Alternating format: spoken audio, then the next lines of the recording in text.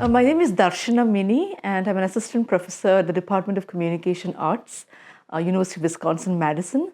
I teach film and media studies, and I'm working on a book which just came out called Rated A, Soft Porn Cinema and Mediations of Desire in India.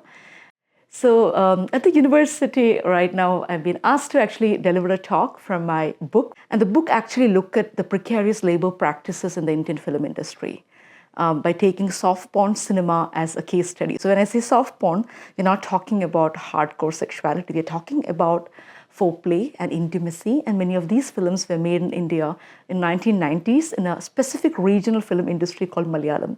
And most of these films featured women as a huge stakeholders in the way the narrative gave them supremacy and power. And they had a huge say in the way the whole narrative got to be decided. So these were women-centered films, and it will be like a kind of irony in the Indian context where you don't have much organic representation of female sexuality. Female sexuality is mostly erased. And soft porn cinema countered this by foregrounding female sexual pleasure as a core kind of narrative agenda for the women to explore their desires and self-fashion their sexuality and expand the scope of the envelope of what women's desire looked like.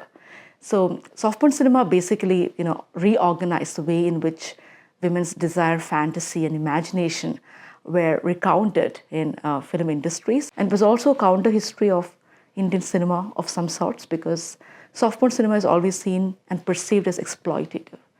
In my work, what I'm trying to say is that there is informality that is practiced in film industries in general, and soft porn was not an exception. And pitching soft porn as, what was wrong with film industry basically misses the point. We are not looking at the women who participated in this industry. We're not looking at the body doubles, and we're not looking at the precarious labor practices. So I'm using this idea of counter history to understand the way women operated in this industry. So what I'm doing in the book is to give a feminist intervention into pornography studies. What I'm attempting to do is to complicate different shades of feminisms, because pornography is a site where you see different shades of feminism, overlapping and contesting and disrupting. So there is no one feminism when it comes to pornography. So what I do in my work is to understand the left out voices.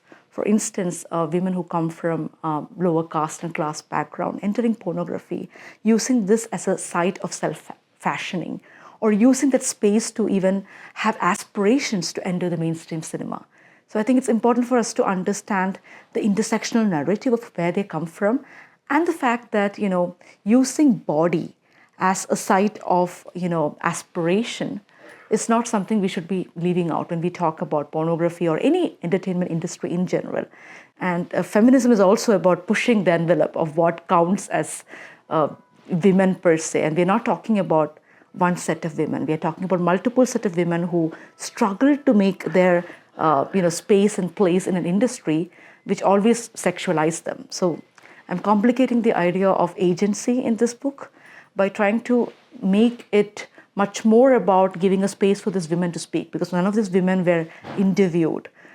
Their contribution to entertainment and media industries were never really accounted for, because they were seen as doing work which was equivalent to sex work. So it's also about problematizing the value-laden metaphors used for women who entered sexualized roles in this industry.